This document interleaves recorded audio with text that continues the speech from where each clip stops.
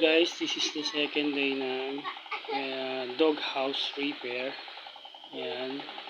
Sabi ko kay Kuya John na linisin niyo muna, tanggalin niyo yung plastic, tapos tanggalin niyo yung mga kalawang. Kasi talagang bulok na yung pinaglalapagan ng aso. So, mahirap na kasi weldingin niyan kapag ganyan. Tapos siyempre mabaho pa. Hindi mo siya mawe-welding ng maayos. Nagpatulong ako kay Kuya Jun para at least mapabilis ng konti yung trabaho namin. Tapos puputulin namin yung paa kasi wala na bulok na siya wala nang pagkakapian o pagsasapian yung mga bakal na ikakabit natin para sa repair. O yan, simulan ko ng putulin lahat ng pwedeng putulin, lahat ng mga bulok. Tapos tinawag si nanay, sabi ko linisin na takutin yung mga dumi na pinagtanggalan ng mga kalawang kasi baka mamaya alam mo na for safety reason kailangan tanggalin yan, baka mamaya makabaka namin nakatingelas lang kami, so mahirap. Kaya kailangan maging safety muna tayo para kasi hindi tayo mabutasan. Yan, luma-luma na kasi yung dog house na yan.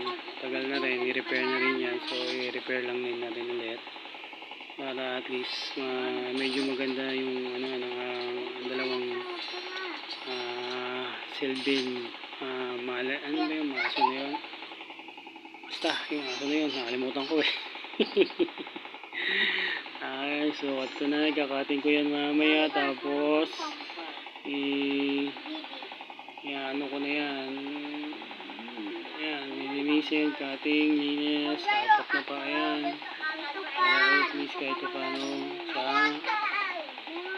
yung makapal-kapal kasi yung paano yun siguro after magawa yan puputulin na inturahan na lang siguro na baka bukas na siguro yan, hindi pa kami matapos kasi nga mas maganda kung kompleto ang gamit. Kulang-kulang pa yung gamit ko kasi nasa Laguna lahat. Tapos siyempre susundo ako mamaya sa anak ko, pero baka hindi mo na ako sumundo kasi nga gusto kong matapos na to kaso para at least bukas ililipat na namin dun sa kabilang bahay. Sa ganun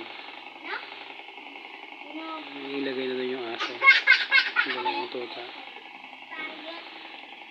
Yan pag nakakating ko ulit yung isang paa kasi nga wala na pag dinuktungan mo lang papangit bulok na, wala na rin pag diba useless na rin pag pinatungong sinapian mo lang. Kaya pinutulong namin para gawa ng bago yun.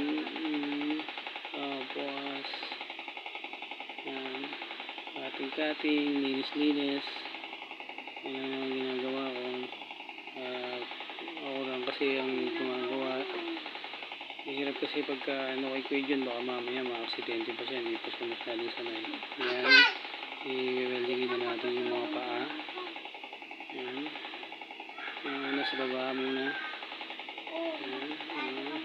Siyempre eskwala yan. Welding, sunod sa taas naman. Nagtitrip yan nagtitrip. Kaya tatagalan pagka welding ko, nagtitrip gawa nung extension namin may ano siya, extension kaya gano'n.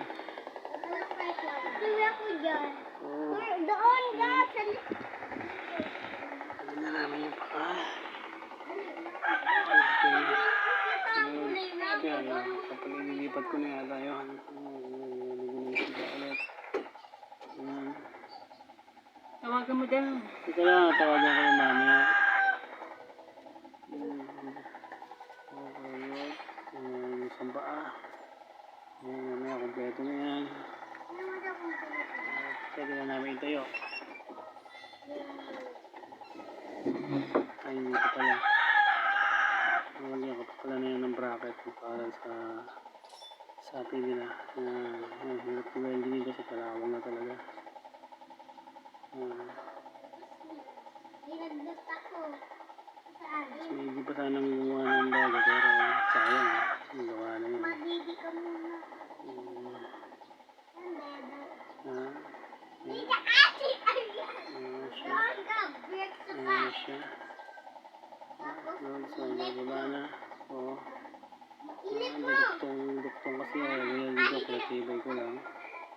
Then after that, yun na. Relax muna ako. So ngayon, kasi babalik ko dyan kung putulin ko. Hindi ko putulin ko na. Kasi nga, makapal pa naman yung kaso bulok na. Kaya lang, maganda yung bago na rin.